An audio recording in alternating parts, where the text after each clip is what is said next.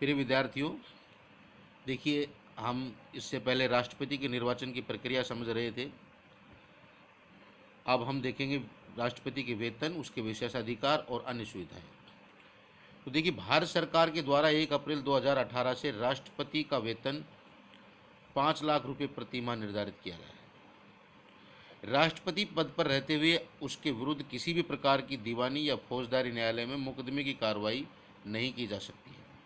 यानी कि किसी प्रकार की भी ऐसी न्यायालय से संबंधित दीवानी या फौजदारी जो भी मुकदमे की कार्रवाई है, वो राष्ट्रपति पद पर रहते हुए नहीं की जाएगी।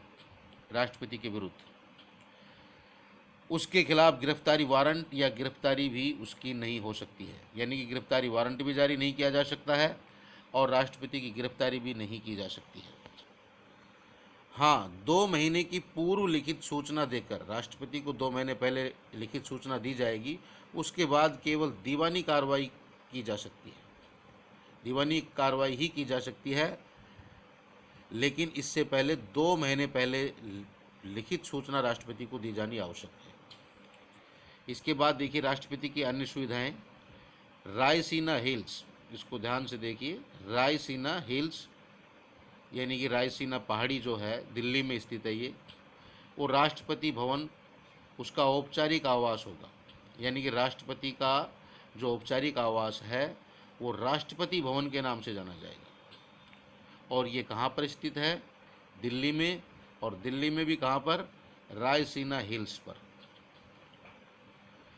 इसके अलावा उसके और भी आवास हैं, जैसे कि द रिट्रीट, ये ग्रीष्मकालीन आवास है। यानी कि गर्मियों के अंदर राष्ट्रपति का जो आवास है वो द रिट्रीट है। ये कोई ज़रूरी नहीं है, ये राष्ट्रपति पर निर्भर करता है कि वो वहाँ पर रहे या न रहे। और ये जो आवास है ये छरबरा नाम के स्थान पर शिमला में, हिमाचल प्रदेश में है। ध्यान रहे, द रिट्रीट। ये सवाल बन सकता है आपका, छोटा सवाल, कि ग्रीष्मकालीन आवास राष्ट्रपति का किस नाम से है? तो द रिट्रीट नाम से है। कहाँ पर है? शिमला के अंदर, छरबरा स्थान जो है वहाँ पर। इसके अलावा एक स्थान और है, राष्ट्रपति निलयम, ये हैदराबाद में स्थित है। अब हम पढ़ेंगे राष्ट्रपति की शक्तियाँ और उसके कार्य, powers and function of president. तो राष्ट्रपति की जो पहली जो शक्तियाँ हैं वो हैं सामान्यकालीन शक्तियाँ, जनरल पावर्स। इसकी जो सामान्यकालीन शक्तियों में सबसे पहली जो शक्ति है वो है कार्यपालिका शक्ति, एग्जीक्यूटिव पावर्स। राष्ट्रपति भारत की कार्यपालिका का संवैधानिक प्रमुख होता है। ये ध्यान रहे, खास बात, राष्ट्रपति कार्यपालिका का केवल संवैधानिक नाम मात्र का प्रमुख होता है, ये ध्यान रहे। और वह देश के प्रमुख पदाधिकारियों की नियुक्ति करता है। प्रमुख पदाधिकारी कौन होंगे? ये सब देखिए कार्यपालिका शक्ति के अंतर्गत है। तो आपसे सवाल किया जाएगा कि राष्ट्रपति की कार्यपालिका शक्तियाँ लिखिए, कार्यपालिका शक्तियाँ क्या है वो बताइए। तो इसके अंदर ये चीज़ें आपको लिखनी पड़ेंगी। तो कार्यपालिका शक्तियों में सबसे प्रमुख जो आती है वो प्रमुख पदाधिकारियों की नियुक्ति आती है। जो भी नियुक्तियाँ हैं प्रमुख पदाधिकारियों की, वो कार्यपालिका शक्ति के अंतर्गत आती है। इसमें जो नियुक्तियाँ हैं प्रमुख रूप से वो प्रधानमंत्री की नियुक्ति राष्ट्रपति करता है। और प्रधानमंत्री की सिफारिश पर मंत्रिपरिषद के अन्य मंत्रियों की नियुक्ति भी राष्ट्रपति ही करता है। इसके अलावा राज्यों में जो राज्यपाल होते हैं उनकी नियुक्ति राष्ट्रपति के द्वारा की जाती है। भारत का महान्यायवादी, जिसे अंग्रेजी में अटॉर्नी जनरल बोलते हैं, उसकी नियुक्ति भी राष्ट्रपति करता है। विदेशों में जो भारत के राजदूत होते हैं उनकी नियुक्ति राष्ट्रपति करता है। सर्वोच्च न्यायालय और उच्च न्यायालय, सुप्रीम कोर्ट और हाई कोर्ट्स के जो मुख्य न्यायाधीश या अन्य न्यायाधीश जो हैं उन सब की नियुक्ति भी राष्ट्रपति के द्वारा की जाती है। ये इसको ध्यान से देखिए, थोड़ा कई बार ये कन्फ्यूज हो जाता है। जैसे कि सवाल बनता है कि सर्वोच्च न्यायालय के न्यायाधीश की नियुक्ति कौन करता है, तो उसमें ऑप्शन दिए जाएंगे। तो देखिए राष्ट्रपति करेगा। अब यहाँ पर देखिए कई बार ये कन्फ्यूज, उच्च न्यायालय के न्यायाधीशों की या मुख्य न्यायाधीश नियुक्ति कौन करता है? तो देखिए राज्यों में उच्च न्यायालय होता है, तो कई बार कन्फ्यूज हो जाता है कि इनकी नियुक्ति राज्यपाल के द्वारा की जाएगी। लेकिन यहाँ पर बिल्कुल ध्यान दें, आप इसको गौर करें इस बात पर कि उच्च न्यायालय के मुख्य न्यायाधीश और अन्य न्यायाधीशों की भी नियुक्ति राष्ट्रपति के द्वारा ही की जाएगी। चाहे वो सुप्रीम कोर्ट के न्यायाधीश हों या हाई कोर्ट के न्यायाधीश हों सभी की नियुक्ति राष्ट्रपति के द्वारा की जाएगी, ये ध्यान रहे।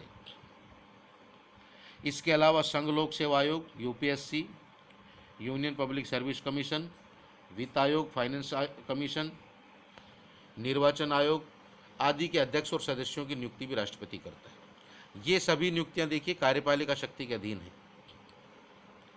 तो प्रमुख रूप से कार्यपालिका शक्ति में नियुक्तियां आती हैं।